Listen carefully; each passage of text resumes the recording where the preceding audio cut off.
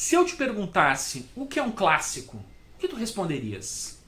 Me diz aí, que livros tu achas que são clássicos que todos deveriam ler?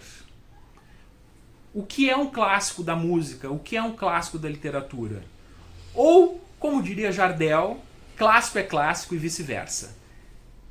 Faz um favorzinho, te inscreve no canal, curte aqui, compartilha, bota a gente na roda. Valeu!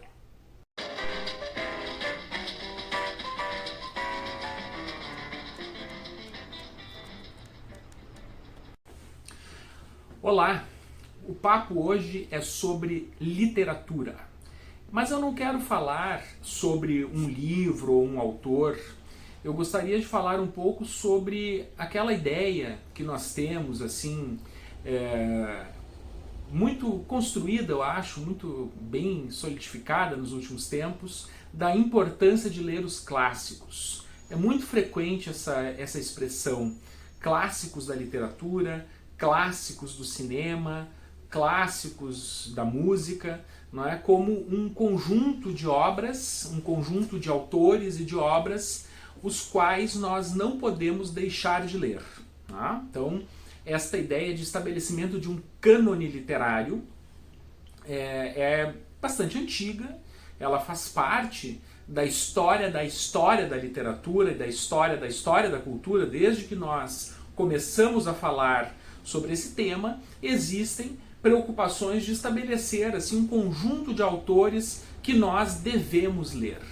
Inclusive, esta ideia, né, de que existem autores que nós precisamos ler, autores que muitas vezes são apresentados como autores difíceis, autores assim, um pouco mais distantes daquilo que nós estamos acostumados a consumir como cultura no dia a dia, é um terreno fértil para vários picaretas que se apresentam como coaches, né? Pessoas que vão assessorar, vão facilitar o caminho para a absorção deste universo, muitas vezes apresentado como um universo assim voltado para um conjunto de escolhidos ou de pessoas, né, com um grau de sofisticação intelectual maior do que a média, maior do que a massa.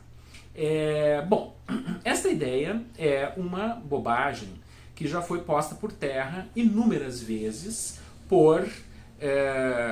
pelos mais diferentes autores do campo da sociologia da cultura, da história da cultura, não é? Quer dizer, abordagens críticas mostram que esses cânones que variam de época para época, normalmente eles são expressão de um dado grupo, de um dado conjunto de interesses, uma certa tensão política e econômica que é muito característica de uma época. Então, sei lá, no começo do século XX se estabelece na Inglaterra um cânone de autores que faria parte, né, desse conjunto de clássicos da literatura em língua inglesa que todos deveriam ler.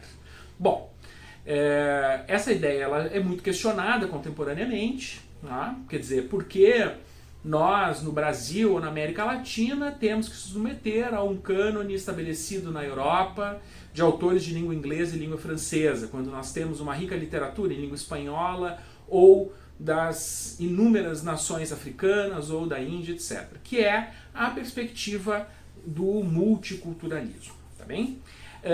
Eu tenho uma posição um tanto quanto intermediária. Eu acredito que existe um conjunto de autores ocidentais que são autores extremamente importantes, extremamente ricos e que merecem leitura, merecem atenção, até para que nós possamos ultrapassar este cânone incorporando obras literárias de todas as partes do mundo. Eu não sou exatamente um multiculturalista, ainda que eu tenha, é claro, interesse em todas as grandes literaturas do mundo.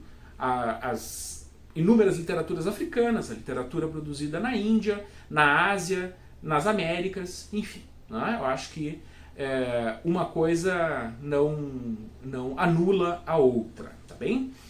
Esse vídeo também tem a intenção de responder para vários alunos, vários amigos que frequentemente me perguntam como ler como se orientar, né, nesse universo de autores e de literaturas que estão disponíveis e que nós, afinal de contas, precisamos ou ao menos devemos conhecer.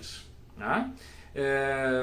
Um amigo já falecido, um amigo de quem eu sinto muita saudade, inclusive, me dizia que quando era criança, quando era adolescente, ele aprendeu história da literatura, aprendeu literatura, digamos assim, conheceu, expandiu seu horizonte literário, se dedicando de forma muito metódica a diferentes literaturas, uma a cada ano. Então, um ano era reservado para a literatura italiana. Então, ele passava aquele ano inteiro lendo literatura italiana. O outro, espanhola, o outro, inglesa, o outro, alemã, o outro, enfim. Assim ele ia, a cada ano, se dedicando a uma grande literatura universal. Né? É um caminho difícil, de muita disciplina, não é fácil fazer assim, mas para ele funcionou. Estou falando do meu querido amigo, padre Marcelo Rezende, uma figura importante da história do pacifismo, inclusive no Brasil, falecido aos 50 e poucos anos, em um mosteiro na França. Ele era um monge beneditino. Então a gente poderia inclusive brincar, bom, claro, ele tinha disciplina monástica, né?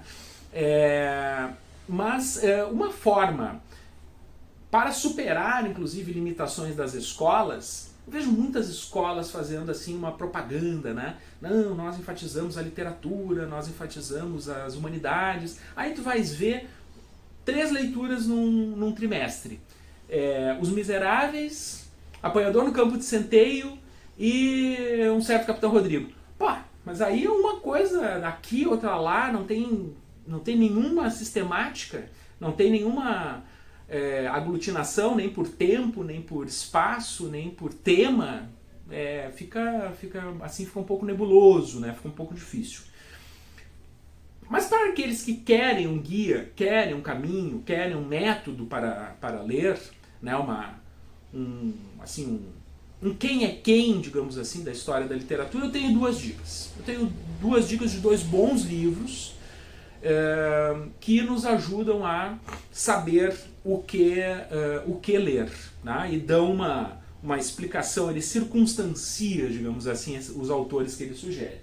O primeiro deles é O Prazer de Ler os Clássicos, do Michael Dirda, né? Um autor estadunidense, que organiza esse livro, O Prazer de Ler os Clássicos, de uma forma extremamente interessante, extremamente inteligente. Ele separa os livros, as sugestões dele, por temas. Então, o primeiro tema, fantasias jocosas, fantasias engraçadas, né? Aí as sugestões dele começam na Antiguidade, com Luciano de Samotrácia, passam por Denis Diderot, e chegam a Ítalo Calvino.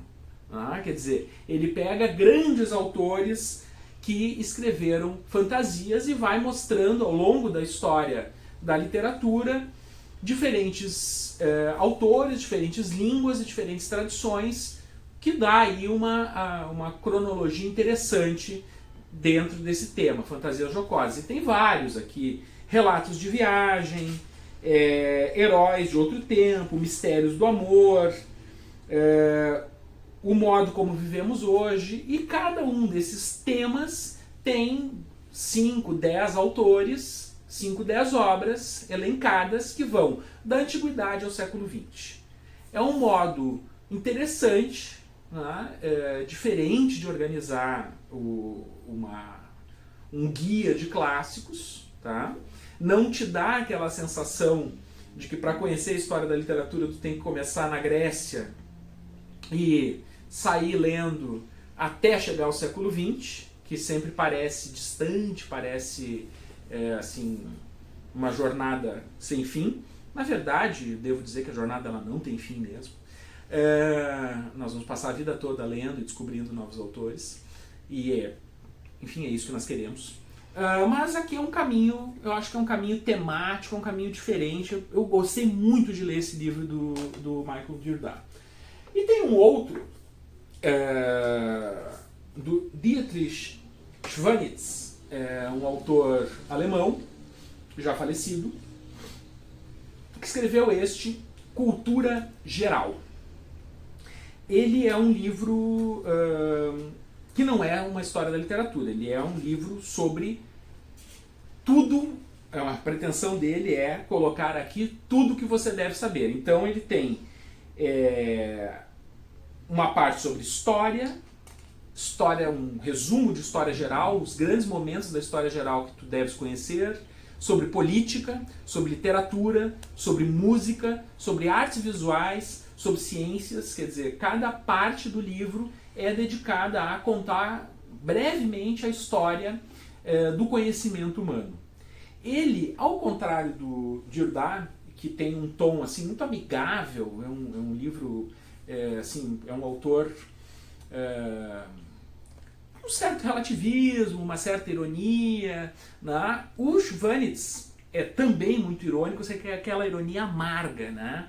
O Schwanitz diz assim, olha, logo no começo do livro ele diz assim, eu não conheço ninguém inteligente que perca tempo falando sobre futebol, tá?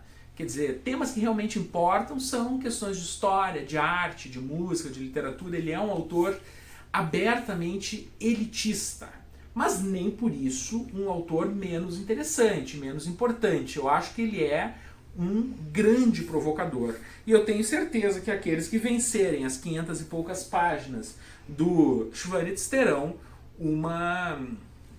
digamos assim, uma ideia, uma imagem sobre a cultura, especialmente sobre a cultura ocidental, bastante completa, bastante bem construída, eu diria, tá? São dois autores diferentes no tom, mas que nos oferecem aí alguns caminhos para depois explorarmos com mais cuidado nesse campo da história da cultura, tá? Então, esta é a minha dica com livros repletos de dicas para que nós exploremos, tá bom?